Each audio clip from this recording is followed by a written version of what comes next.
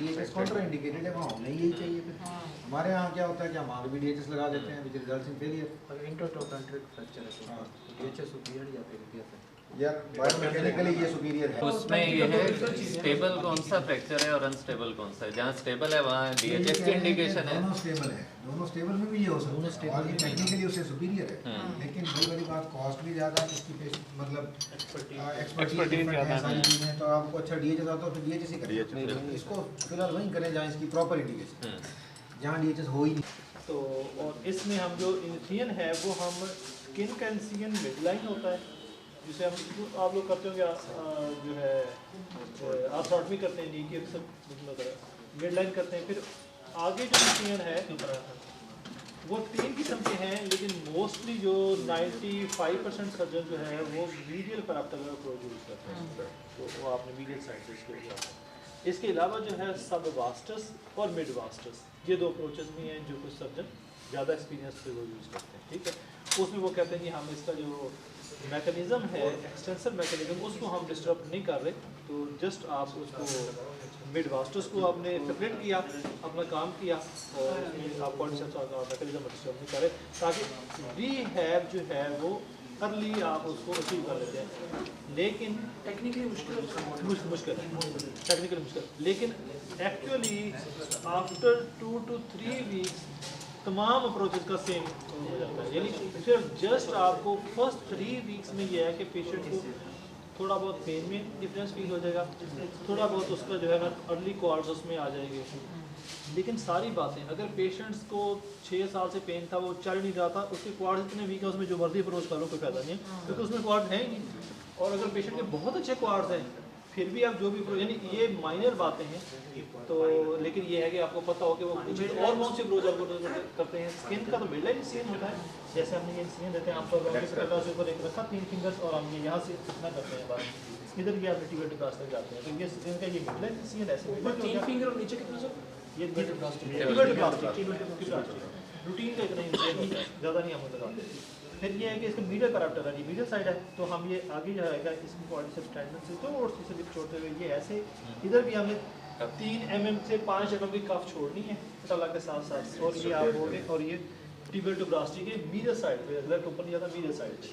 Skin initial भी यहाँ से कोशिश करते हैं इसके ऊपर ना जाए, ताकि अगर स्कार बने वो कोई बैठे इसके ऊपर तो उसको पेन ना हो, तो उसकी मीडियल साइड से जाए इनिशियल, ये फाइन बात है।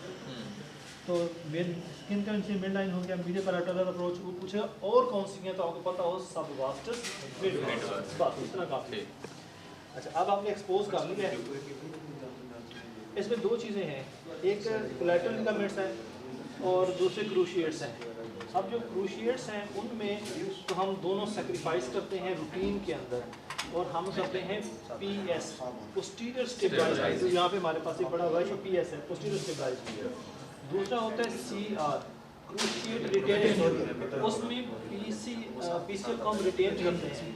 लेकिन हमारे पास क्योंकि हमारे सेटअप में लोग बहुत वेट कराते हैं जाके, बहुत कम लोग हैं, इसलिए आप यूज कर नहीं पाते हैं। उसके लिए PCL का इंटैक्ट होना ज़रूरी है। अगर PCL डिजेनरेटिव चेंजेस हैं, वो प्रॉब्लमेटिक है, तो अर्ली फेल हो जाएगा आपका। टेक्निकली मुश्किल नहीं है, टेक्निकली मुश्किल नहीं है, लेकिन वो अर्ली फेल हो जाएगा, क्योंकि आप किसके ऊपर डिपेंड कर रहे हैं PCL के ऊपर। जो ऑलरेडी डैमेज है, बीमार है, कुछ समय के बाद वो लेट जाएगा, खत्म हो जाएगा, आपका ऑपरेशन 0 हो जाएगा। तो इसलिए सर्जन जो है वो फिर CR के बजाय PS पे जाता है, क्योंकि अर्ली में वो कर सकते हैं। ठीक होगी बात। एक चीज़ होती है सिर्फ यूनिक उंडाइलर, ये हम सिर्फ बात कर लीजिए। यूनिक उंडाइलर में अक्सर मीडियल साइड करते हैं, वो अर्ली स्टेज में, जैसे पेशेंट 40 साल का 45 साल का 50 ईयर से लेस है, एक कंपार्टमेंट में वाल है, निजाम एक्टिव है, अदरवाइज तो उसका ये अगर वो 7-8 साल भी चल जाए तो आपने उतना टाइम बचा लिया, क्योंकि उसने 15 साल फिर भी चल जाएगा, तो आप टाइम पाएगा बोन स्टॉक रिजर्वेशन। तो ये चीज़ें होगी। अच्छा, अभी हम जो PS पोस्टीरियर स्टेबलाइज, फिर हमने क्या करना है कि अब हमने जो मोस्ट दूसरे लिगामेंट से मीडियल टू लैटरल, इनमें ज़्यादा इंपॉर्टेंट कौन सा है? मीडियल। MCL जो है ये पिवट है नी का, अगर ये नहीं है तो कहानी नहीं है। तो लेटरल साइड में 2 चीज़ें, आपका आइलोटिबियल बैंड भी है, तो इसलिए कि जो वेट ट्रांसफर कर रहे हैं वो मीडियल साइड में मीडियल को MCL जो बोलते हैं। तो जब भी कोई भी कटिंग करनी है उसमें आपने इनको प्रिजर्व ज़रूर करना है कि आपने आप होम दोनों साइडों पे लगे होने चाहिए। बिल्कुल बूंद के साथ हर उनको आपने कर दिया, ठीक है। आपने एक्सपोजर कर लिया, अपने स्काई इंटीरियर प्रोशेट सारा कर लिया। अब आपने किधर है जी वो हमारा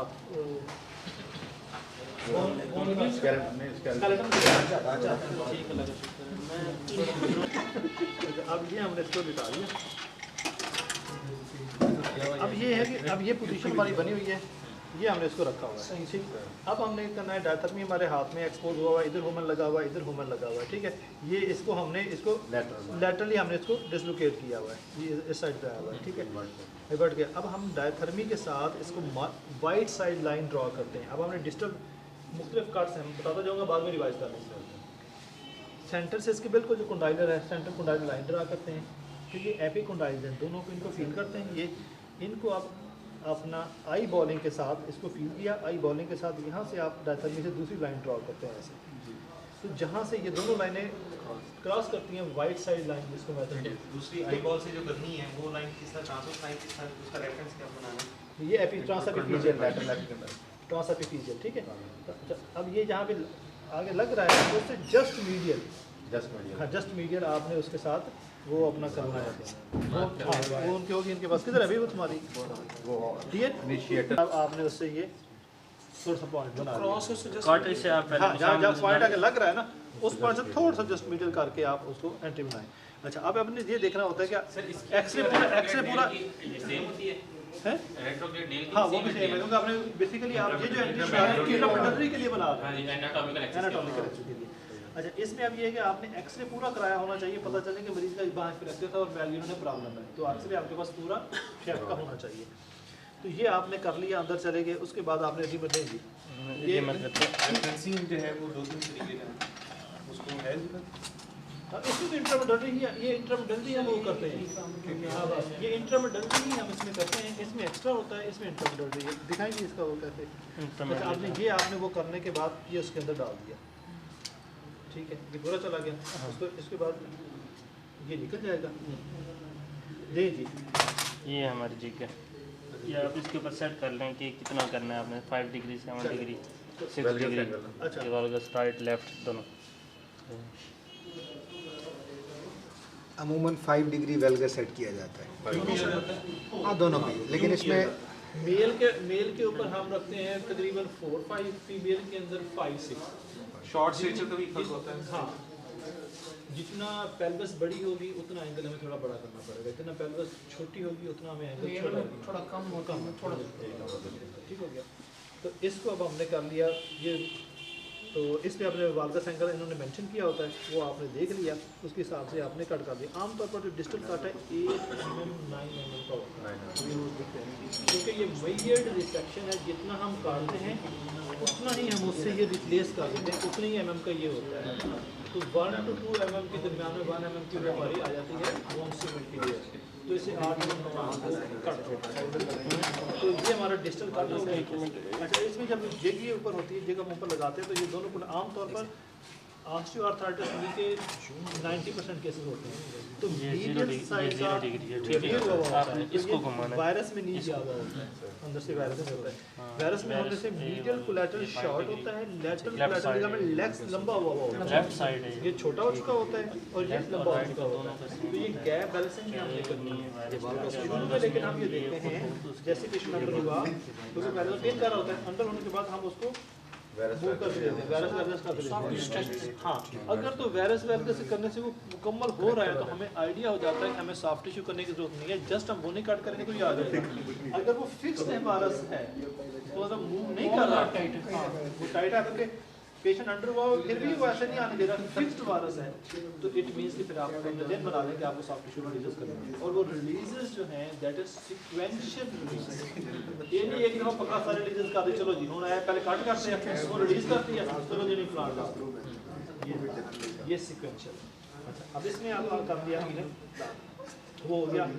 तो जब हमने इसको रखते हैं इसके ऊपर, तो वो एक साइड पे बैठेगी, एक साइड पे नहीं बैठेगी ये, अगर तो बिल्कुल दोनों साइडों के बराबर ही है फिर दोनों पे बैठ जाएगी, वरना आपने देखना कि एक साइड जहाँ नॉर्मल जो होती है लेटरल साइड उस पर जेग का बैठना ज़रूरी है, तो वरना अदरवाइज आपकी जेग की सीटिंग ठीक नहीं है। इसमें सीटिंग को मेक श्योर करना ज़रूरी है, वरना कम या ज़्यादा कट जाएगा, ज़्यादा ही कम कट गया वो फिर इनस्टेबिलिटी होती है, उसमें वो ठीक नहीं होता मामला, इसलिए मेजर रिसेक्शन होती है इसके अंदर।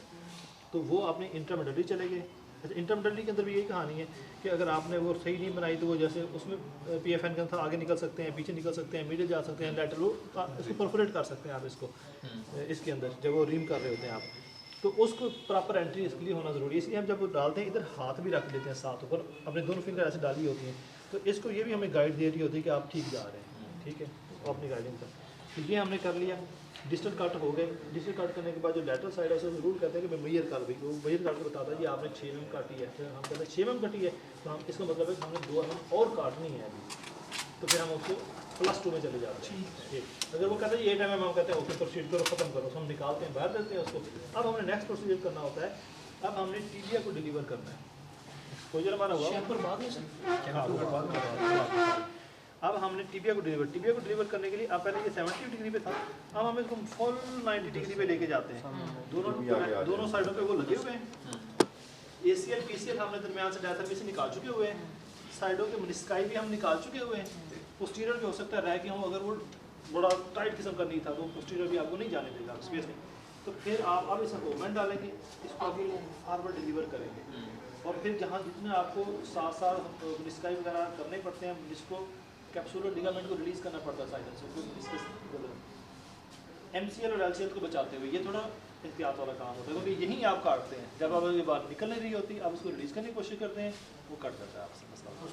ऑस्टियोफाइट्स भी यहाँ से निकाल ले रहे होते हैं जब वो करते हैं ना, ऑस्टियोफाइट्स मोस्ट कॉमन जो जगह फंसी होती हैं पोस्टीरियर साइड पे, तो वो अच्छा भी निकल जाते हैं, लेकिन ज़्यादातर आपको बाद में निकलता है, इस वक्त नहीं वो निकलता है। इसको आपने मूवमेंट अंदर डाला, इसको टिबिया को अपने फॉरवर्ड कर लिया, ठीक है, टिबिया वो फॉरवर्ड हो गई तो इसको जितना पीछे करते हैं करके ऑलमोस्ट वो फ्लेक्शन इसके साथ ही टच हो जाती है, तब निकल गई।